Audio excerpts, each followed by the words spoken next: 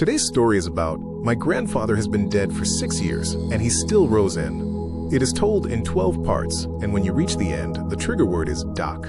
This is Red State Horror. Let's begin. Every night at 8:14, a small wooden boat ties off at my family's dock. Not close to 8:14, not around 8:14. 8:14 on the minute, every single night, for 6 years.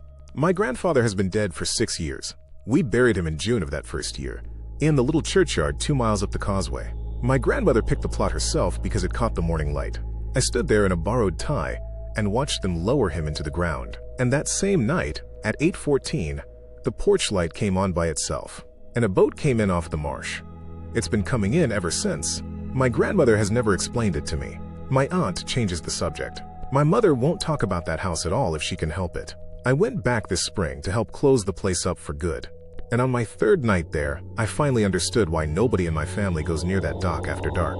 This is Red State Horror. True accounts and first-hand testimonies from the back roads and back counties most people only pass through. If that sounds like your kind of thing, get comfortable and stay with me. Just keep the porch light off tonight. Part 1. Loyal's Landing. My name is Wade Calloway. I'm 31. Until I was 19, every summer of my life was spent at my grandparents' house on a spit of land called Loyal's Landing, out on the South Carolina coast. If you've never been in the low-country marsh, it's hard to explain what it does to your sense of time. The tide comes in and out twice a day, whether you remember it or not. The causeway floods when it wants to.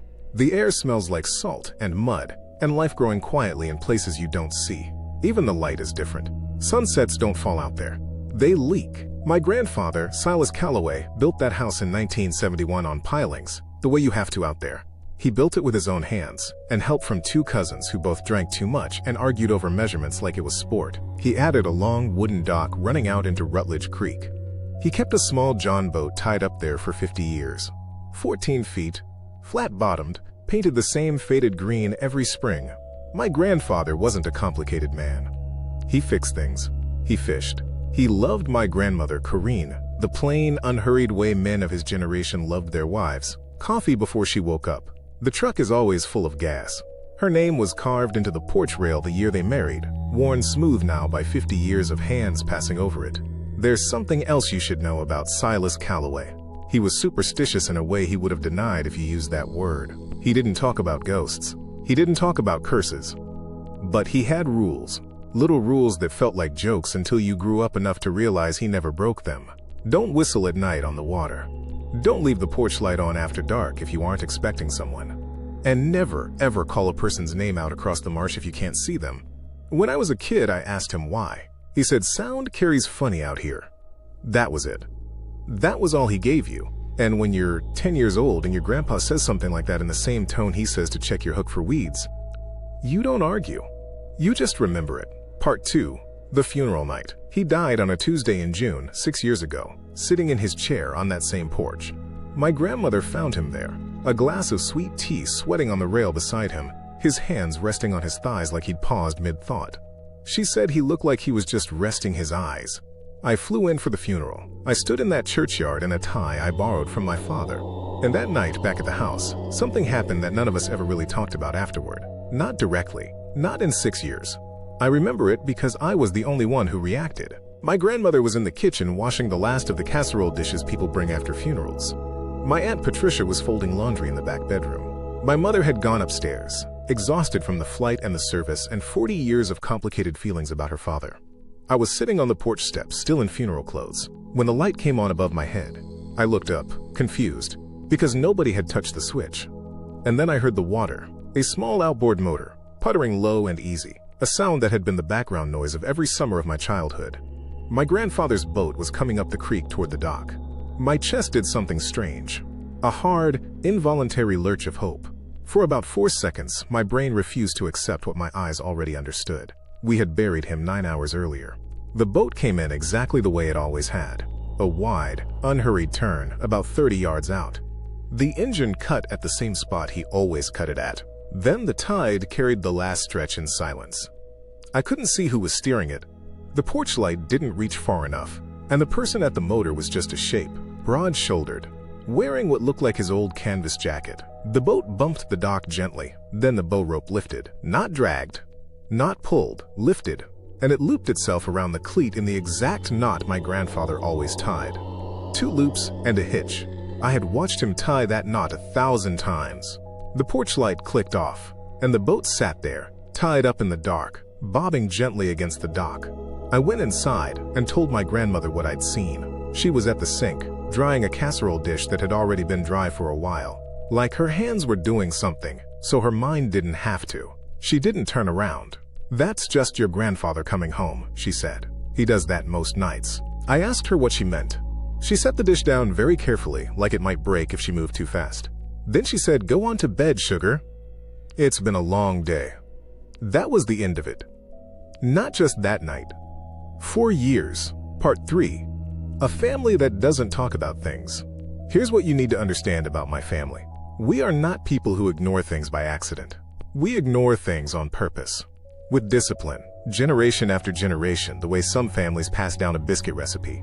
Over the next 6 years, I came back to Loyal's Landing maybe a dozen times. Christmas once. A couple of summers. My cousin's wedding. And every visit, if I stayed late enough, I heard that same outboard motor at 8:14. I saw that porch light click on by itself.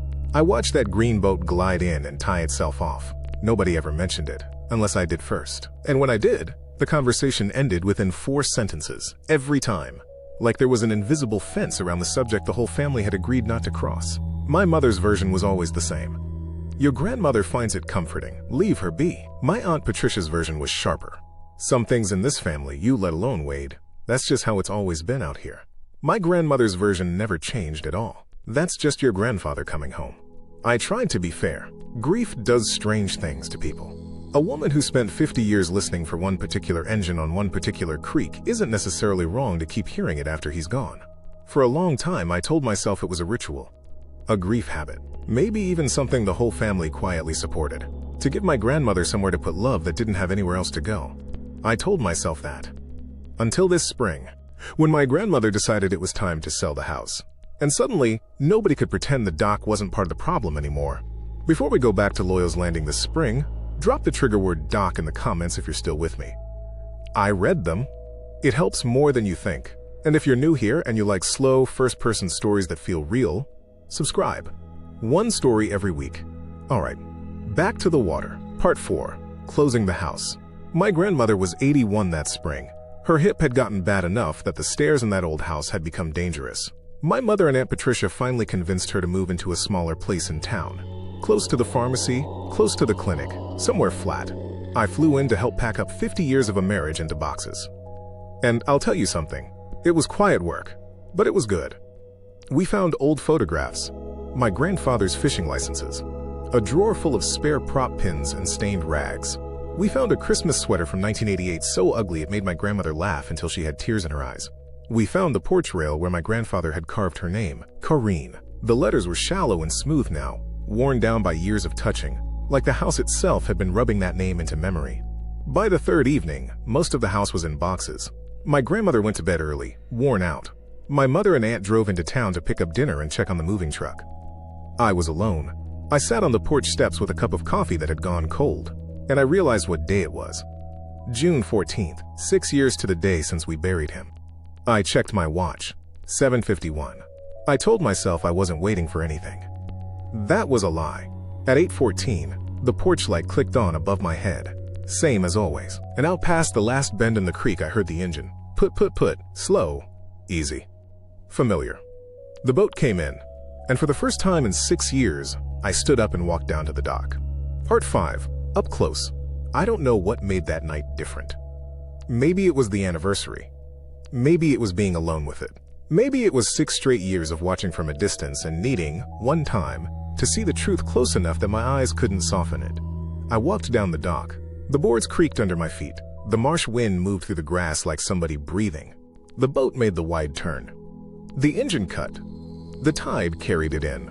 And in the porch light, just barely, I saw the man at the tiller.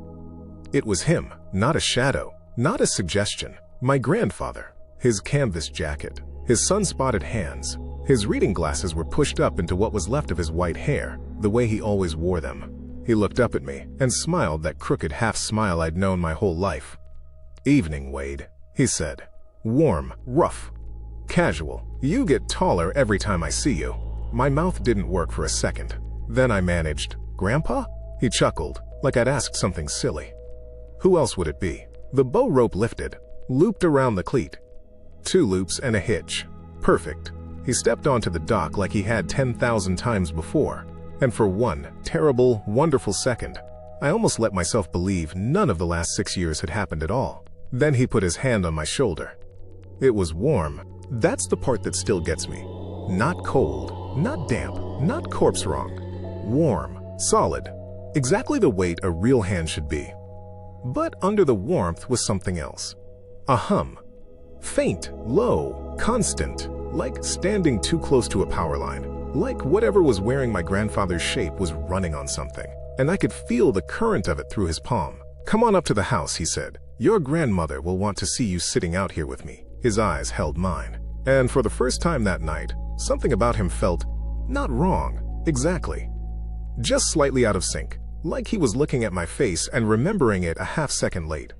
I glanced toward the house. The porch light looked too bright. The kitchen window was lit, and I realized my grandmother was awake, standing inside, watching, like she'd been waiting for this part. I said, I need to check something in my truck. My grandfather squeezed my shoulder once, gently. Sure you do, he said, still smiling. His hand lifted. The warmth left, but the hum stayed for a second longer, like a ringing in my bones. I walked off the dock on legs that didn't feel mine entirely, and I called my Aunt Patricia from the driveway. My hands were shaking so hard I dropped the phone twice before it finally stayed in my grip. She picked up on the second ring, and the first thing she said was, "You talk to him." Not a question. Like she'd been waiting on this call for 6 years. I whispered, "Aunt Pat, what is that?" The line went quiet for a long moment. Then she said, very softly, "Don't go back down to that dock." I already did. Another silence. Longer. Then, in a voice I had never heard her use before, she said, "Listen to me, Wade. You stay where the house lights can reach you." I looked up at the porch. The light was still on. My grandfather was halfway up the steps. And my grandmother stood in the doorway like it was any normal evening, like supper was about to be served. Patricia exhaled, tired. "Your grandmother made a bargain," she said. "A week after the funeral." My throat tightened. "With who?" "There's a woman out in the marsh channels," Patricia said. "Or something people call a woman. Folks out here have gone to her for longer than this family's been on that land." My stomach turned. Patricia continued, careful, like each word had teeth. "People go to her when they can't stand the quiet. When they want something back so bad they'll pay for it without asking the price first." I whispered, "What did Grandma pay?" Patricia didn't answer right away. Then she said, "Every year on the anniversary, Corinne goes down to the dock alone after midnight. She takes a tin box, and she pays again." The porch light buzzed faintly. "Just once. Like a reminder," Patricia said. "Whatever comes back, it remembers being your grandfather." It sounds like him. It looks like him. It loves her as he did. But it isn't him. I stared at the porch, at my grandmother's small frame in the doorway, and suddenly I knew why nobody talked about it. Because talking about it made it real. And making it real meant admitting what they were willing to live with. Patricia's voice dropped lower. "You want my advice?" "Yes. Go inside, sit down, eat whatever your grandmother made, smile, and when 8:14 comes tomorrow night, you do not go down to that dock again." I swallowed. Then I asked the question I'd been avoiding since the funeral. What happens if someone does? Patricia's breath caught. "Then it learns you." She hung up, and inside the house, my grandfather opened the screen door like he owned the place. Like he never left. If you're still here with me, and you can feel where this is going, drop dock in the comments. And tell me this, if you could have one more night with someone you lost, would you pay for it? Now let me tell you what I saw in that kitchen. Part 6. Supper with the Dead. When I walked inside, the air smelled like fried fish and hush puppies. A smell so familiar it almost hurt. My grandmother stood at the stove, humming like it was 2016, and nothing had happened. My grandfather sat at the table, in his old chair. He looked up at me and smiled like a man who'd never been buried. "Wade," he said, warm as anything, "sit down before your food gets cold." I sat. My hands wouldn't stop shaking, so I tucked them under the table. My grandmother set a plate in front of me. Her eyes didn't look at me the way they used to. Not fully. It was like she was focused on keeping her smile steady, like if she let it slip for even a second, everything would collapse. My grandfather talked about small things. The weather. The tide. A mullet run he'd heard about, and that was the first wrong thing. He hadn't heard about mullet runs. He watched them. He tracked them. He said you could smell them before you saw them. He never talked like a man getting information secondhand. I watched his hands when he picked up his fork. They were the right hands, sunspots. Thick knuckles. But they moved with a slight delay, like the joints weren't remembering how to be joints. And when he laughed, it was his laugh. But it ended too cleanly. Like a tape cut, my grandmother didn't seem to notice. Or worse, she did notice, and she didn't care. Halfway through supper, my grandfather reached over and touched her wrist. "Corinne," he said softly. Her face changed instantly. Not fear. Not surprised. Relief. Like she'd been holding her breath all day, waiting to hear her name said that way. She leaned into his hand, and I understood something that made my stomach sink. This wasn't haunting her. It was comforting her, and that made it harder. After supper, my grandfather stood. He walked to the porch door. He paused there, hand on the knob, and looked back at me. "I'll see you tomorrow night," he said. Then he added, still smiling, "Same time." And for the first time, when he said it, I felt the hum again. Not in my bones. In the air, like the house itself was plugged into something out over the water. He stepped outside. The screen door shut gently behind him, and the porch light clicked off. I waited at the window. At 8:14, I heard the outboard motor start up again. The boat pulled away and disappeared into the marsh as if it had never been there at all. My grandmother washed the dishes in silence. When she finished, she turned off the kitchen light. Then she looked at me, and she said, calmly, like a woman reciting a rule she'd repeated for years, "After midnight, you stay away from the dock." I nodded, as I understood, like I was capable of listening. But the truth is, the second she said it, the part of me that still thought of my grandfather as a man who fixed things and followed rules started looking for a way to fix this. And you can't fix something you don't understand. So the next morning, I did what I should have done 6 years earlier. I went to town and asked questions. Part 7. The bait shop. There's a bait shop in town that's been there forever. Rutledge Marine Supply. It smells like shrimp, outboard oil, wet rope, and old wood. If you've ever lived near water, you know the kind of place I mean. A little shrine to practical survival. Everything you need to keep a boat running. Everything you need to keep yourself fed. And a wall of sun-faded photos of fish people caught years ago when they were still young enough to believe they'd live forever. The woman behind the counter was named Darlene, late 60s. Gray hair pulled back tight, eyes sharp. She looked at me for 2 seconds and said, "You're Corinne Calloway's grandson." I didn't ask how she knew. People out here know things. I bought coffee I didn't want just to give my hands something to do, and then I asked her carefully like I wasn't sure I wanted the answer. "Do folks ever talk about something coming into Loyal's Landing at night?" Darlene didn't smile. She turned her head slightly, like she was listening for who might be standing behind me. Then she said, "Not in here." I waited. She poured herself a coffee, leaned her elbows on the counter, and spoke in a low voice like she was telling me where the bodies were buried. "You mean the boat?" My throat went tight. "You know about it. Everybody knows about it," she said. "We just don't all say it out loud. Saying a thing gives it edges." I swallowed. "Is it my grandfather?" Darlene's eyes softened for half a second, like she felt sorry for me. Then she hardened again. "No, honey," she said. "Your grandfather's dead." I felt heat rise in my face. "Then what is it?" Darlene took a slow sip of coffee. "There are old stories in the marsh channels," she said. "About things that wear familiar faces. About the water keeping what it can't stand to lose." I stared at her. "You're talking like it's folklore." "It is," she said. "And it isn't?" I asked. "Who would know?" Darlene's mouth tightened.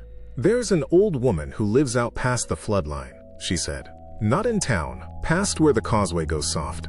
Folks call her different names depending on who you ask." She hesitated, then said the one that made my skin crawl. "Some call her the bookkeeper." "What does that mean?" I asked. Darlene looked at me like I was a child asking why fire burns. "She keeps track," she said. "Of what people owe." I tried to laugh, and it came out thin. "What does she take?" Darlene didn't answer right away. Then she said, "Whatever you came to her to save." That didn't make sense until it did.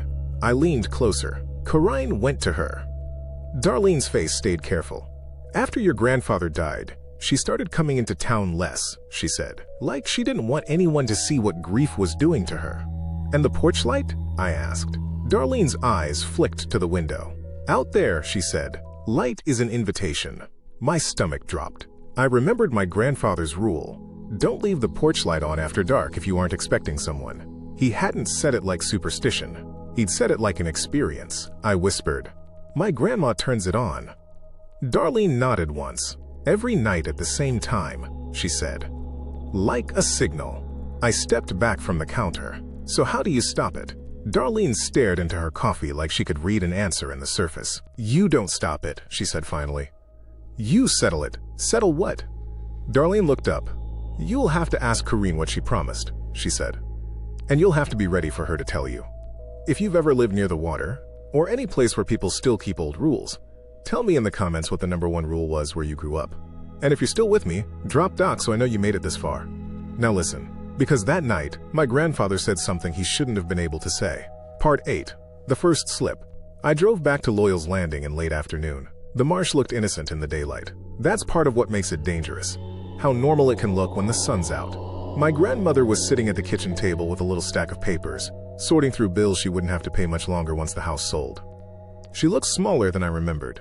Not just older, lighter, like a person getting worn down quietly. I sat across from her and tried to keep my voice calm. Grandma, I said, did you ever go talk to somebody after Grandpa died? Her eyes didn't move to me right away. She kept sorting papers. Wade, she said very gently, don't do this. What did you do? I asked. What did you promise? Her fingers paused on an envelope. Then she set it down and folded her hands. I didn't promise, she said. I bargained. My throat tightened. With who? She looked at me then, finally, and there was something in her eyes that wasn't fear. It was certainty. The water keeps its own, she said, and sometimes it lends them back. Is that him? I asked. Is it Grandpa? Her mouth trembled once. Just once. Then she said, it's him enough. I wanted to argue, to push, but I saw the way she held herself. Like if she let go of this, she'd fall apart all at once. So I waited. Outside, the day cooled toward evening, and at 8:14, the porch light clicked on.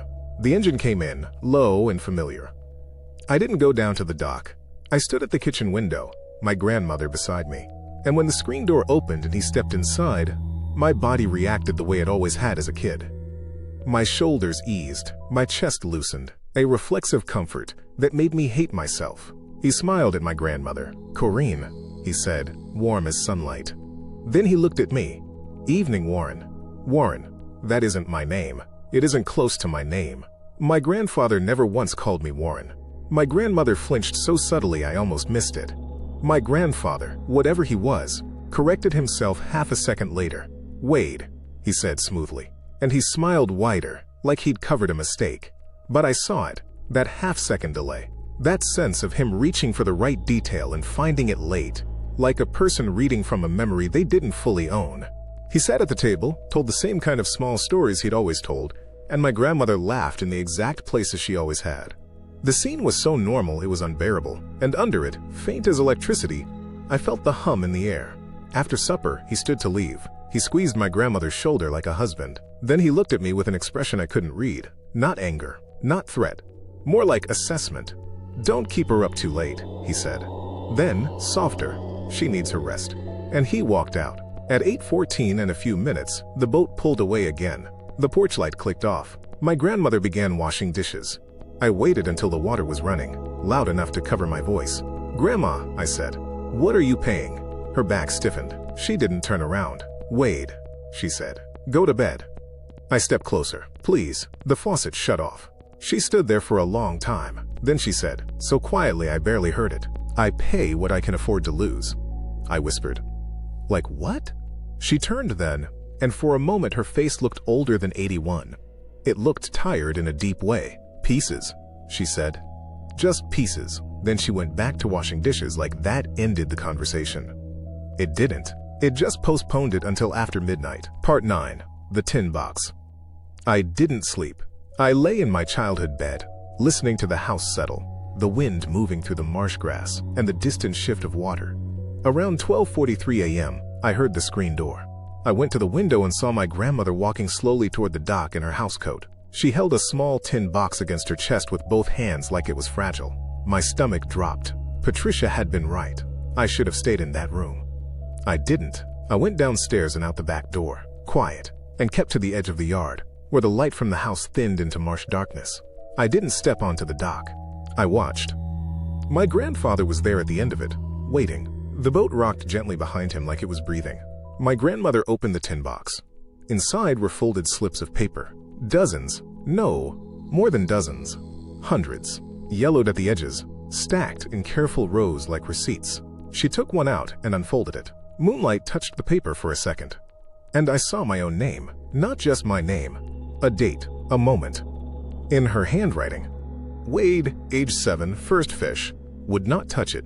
Said it looked like it was still thinking. I felt cold move through me. She looked down at the slip like it was something precious. Then she tore it in half. Once. Twice. 4 pieces.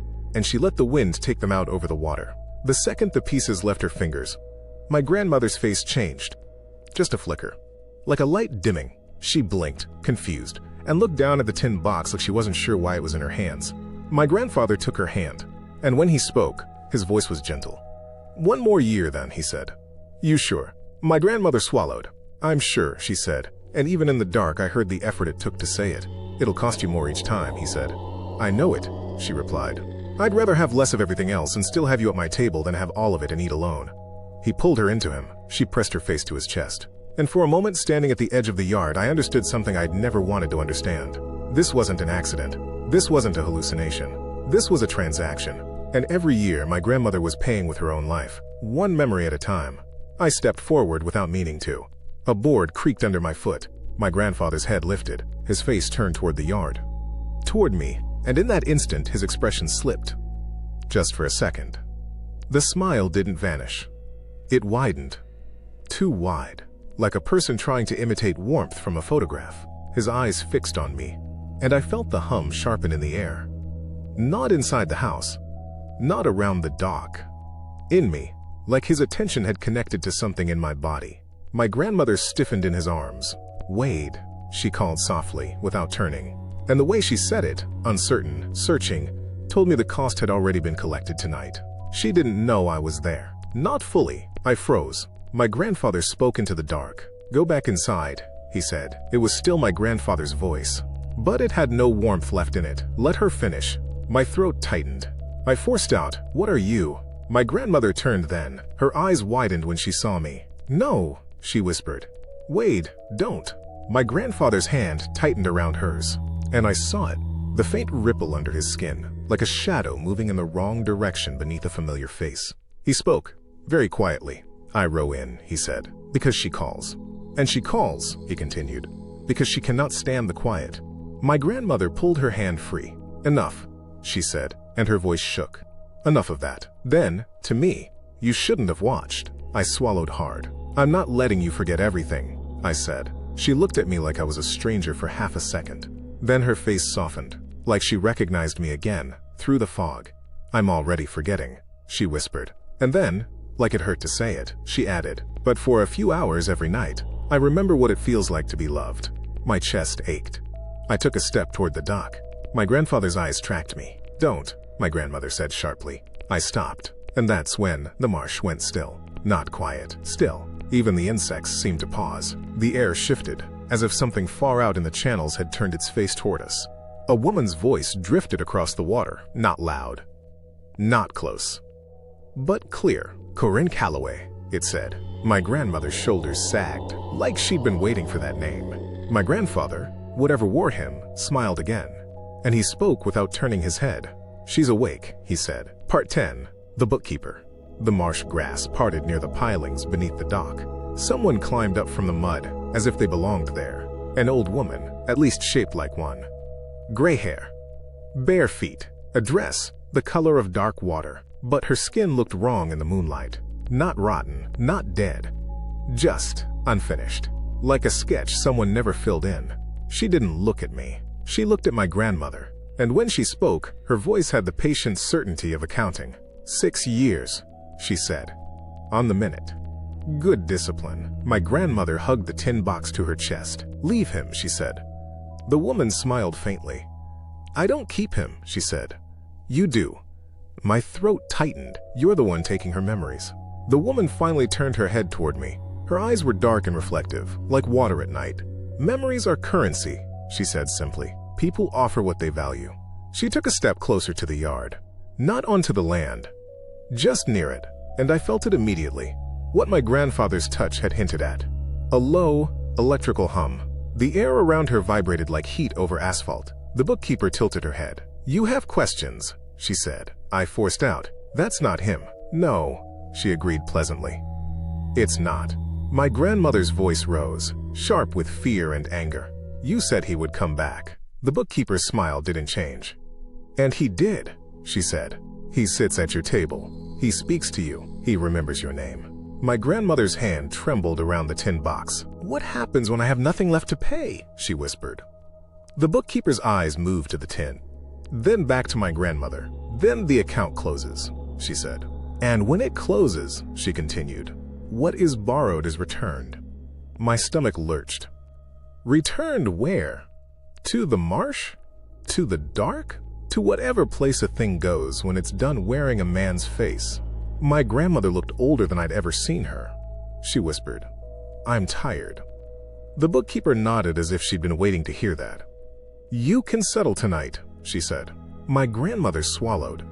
"What's the cost?" The bookkeeper's gaze shifted to me, and I felt my skin go cold.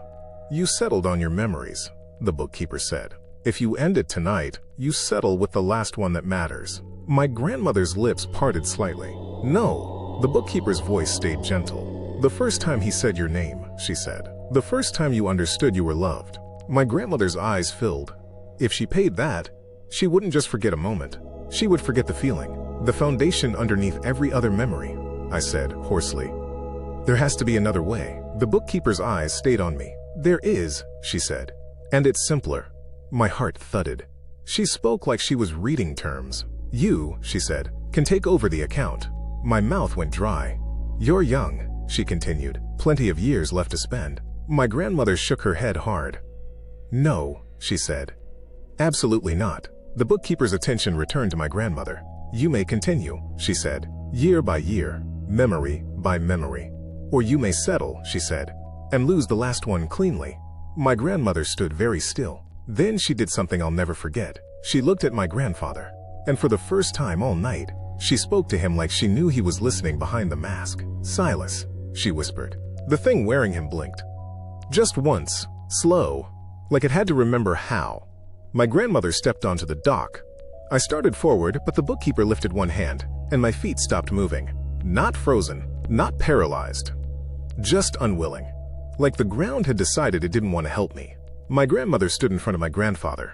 She lifted her hand and touched his cheek. He leaned into it, and for 1 second, his face looked right. Not perfect, right. A tired man. A good man. A husband. And in a voice so quiet I barely heard it, he said, "Coraine, honey." My breath caught. My grandmother's eyes widened. "Silas?" she whispered. His expression twisted, like something inside him was pushing through thick cloth. "Let me go," he said. Not angry, not pleading, just honest. "I didn't mean," my grandmother started, her voice breaking. "You did," he said gently. "I know why you did." Then the hum surged, and his face smoothed back into the too-perfect shape. The bookkeeper stepped closer to the waterline. "Time," she said. My grandmother squeezed the tin box so hard her knuckles went white. She looked back at me, and for a moment her eyes cleared completely, like all the slipping pieces of her mind lined up in one clean row. "I love you," she said to me, very clearly. I choked out, "I love you too." She nodded once. Then she looked at my grandfather. And she said, "Steady now. I'm settling." The bookkeeper's smile widened slightly. My grandmother opened the tin box. Her hand hovered over the papers. Then she pulled out one slip. This one wasn't yellowed. It was newer. Her handwriting was shakier. She unfolded it. Her lips moved as she read it silently. Then she looked up at my grandfather, tears spilling over. And she spoke the words on the paper out loud. "The first time you said my name," she whispered. The bookkeeper's head tilted, listening like it was music. My grandmother tore the paper in half. And as she did, something inside her face changed. Not forgetting her own name, not forgetting where she was. Something deeper, like the ground truth of her life had been pulled out from under her. She swayed. My grandfather caught her, and as he held her, his voice cracked again, human again. "Thank you," he whispered. Then, quietly, "Turn the light off." My grandmother blinked, confused. I ran forward then, my feet allowed it now, and I hit the porch light switch. The yard went dark. The dock became a silhouette. The bookkeepers stepped back toward the marsh without a sound, and my grandfather, Silas, or what was left of him, guided my grandmother into the boat. He sat at the motor. He looked up at me one last time, and his smile this time wasn't too wide. It was tired, grateful, complete. He nodded once. Then he pulled the starter cord. The outboard motor didn't sputter. It started clean, like it had been waiting. He eased the boat away from the dock. No rope lifted. No knot tied. Just the soft scrape of wood against wood as he pushed off. The tide carried him into the marsh, and he didn't look back. At 8:14 the next night, the porch light did not turn on. No engine came in. No boat tied off. Nothing returned. The quiet came back to Loyal's Landing. And this time, it stayed. Part 11. AFTER. The next morning, my grandmother sat at the kitchen table with a cup of coffee. She looked out at the creek like she was trying to remember what it used to sound like. I sat across from her and waited. After a long time, she turned to me and said, "I had the strangest dream." I held my breath. She frowned, searching. "I was young," she said slowly, "and I was standing on a porch and someone said my name." Her eyes filled, but she didn't know why. And that, more than anything, broke me. I reached across the table and took her hand. "It's okay," I whispered. She squeezed my fingers, a little uncertain. Then she smiled. Small, tired, peaceful. "I'm glad you're here," she said. She remembered me. She remembered enough. The rest of the week, we closed up the house. We sold it that fall. My grandmother moved into her small place in town, close to the clinic and the pharmacy, somewhere flat. And the slipping in her memory didn't get worse. It stayed where it was, like whatever was taking from her had stopped collecting. She still had moments, lost afternoons, names on the tip of her tongue, but she was present, and she was calm in a way she hadn't been in years. My mother noticed it too, even if she never spoke about why. "You seem lighter," my mother told her one morning. My grandmother smiled and said, "The water finally gave me a night off." My mother went quiet at that, and didn't ask questions.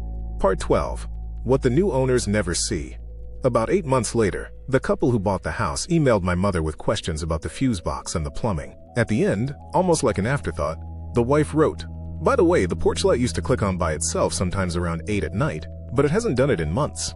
We think the wiring finally settled." My mother stared at that line for a long time before she deleted the email. She never answered that part. And the new owners never saw a boat tie off at the dock. Because the light stayed off.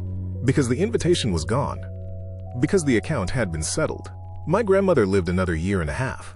On one of my last visits, she sat on her little apartment balcony with a cup of sweet tea. No marsh nearby. No creek. No dock. Just traffic sounds and distant sirens and normal life. She looked at me and said, "Your grandpa was a good man." I swallowed hard. "Yes," I said. She nodded, satisfied, like that was the only truth she needed. That night, I woke up in the guest room at 8:14 p.m. exactly, not because I heard an engine. Because I heard my grandmother laugh. A real laugh. From the living room. I stepped into the hall. She was half asleep in her recliner, smiling at nothing. Her eyes were wet, and she whispered, so softly I almost didn't catch it. "Home." The next morning, she didn't remember saying it, but she looked rested. And that was enough. Here's what I learned from Loyal's Landing. Grief will try to bargain with you. It will try to convince you that love is only real if it stays. But some love is strong enough to let go. Some love is brave enough to sit in the quiet and survive it.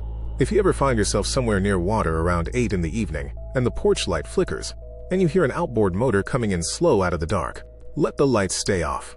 And if you've ever lost someone you loved so much, you would have paid anything for one more night. Ask yourself this: what would you trade to hear their voice again? And would they want you to?